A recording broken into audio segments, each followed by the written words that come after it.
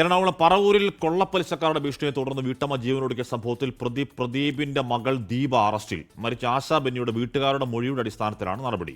ദീപയ്ക്കെതിരെ ആത്മഹത്യാ പ്രേരണ കുറ്റമാണ് ഇപ്പോൾ ചുമത്തിയിട്ടുള്ളത്. വിഷ്ണു സുരേഷാണ് ചേരുന്നത് കൊച്ചിയിൽ നിന്ന് വിവരങ്ങളുമായി.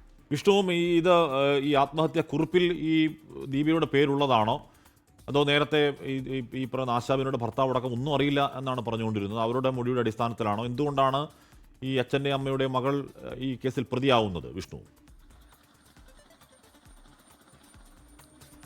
ഹാഷ്മി, ഈ കേസിൽ ഏറ്റവും നിർണായകമാകുന്നത് പ്രദീപും ഭാര്യയും ഈ വീട്ടിലെത്തി ഭീഷണിപ്പെടുത്തുന്ന ദൃശ്യങ്ങളാണ്. ആ ദൃശ്യങ്ങൾ പോലീസിന്റെ പക്കലുണ്ട്.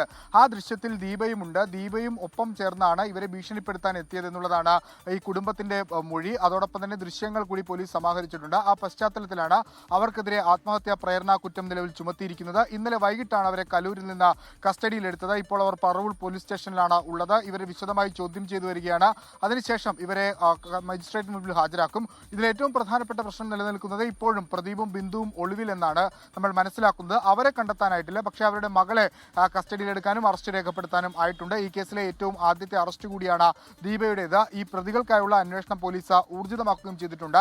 സമാന്തരമായി മുനമ്പം ഡിവൈഎസ്പിയുടെ നേതൃത്വത്തിലുള്ള പ്രത്യേക സംഘം സാമ്പത്തിക ഇടപാടുകൾ കേന്ദ്രീകരിച്ചുള്ള അന്വേഷണം ശക്തമാക്കിയിട്ടുണ്ട്. അതിൽ ഈ ആരോപണ വിധേയരായി നിൽക്കുന്ന ബിന്ദുവിന്റെ സാമ്പത്തിക ഇടപാടും അതോടൊപ്പം ഈ മരിച്ച ആശയുടെ സാമ്പത്തിക ഇടപാടുകളാണ് പരിശോധിക്കുന്നത്.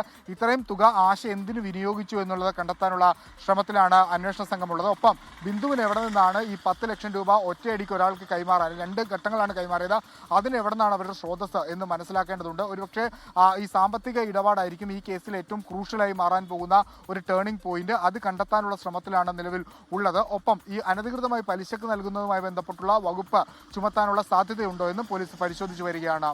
ഹാഷ്മി, ലോകത്തെവിടെയായാലും ഏത് സമയത്തും 24 വാർത്തകളും ഓഗ്മെന്റഡ് റിയാലിറ്റി പാക്കേജുകളും എക്സ്പ്ലെയിനറുകളും വിശദമായി കാണാൻ ഞങ്ങളുടെ യൂട്യൂബ് ചാനൽ നിങ്ങൾക്ക് സബ്സ്ക്രൈബ് ചെയ്യാം.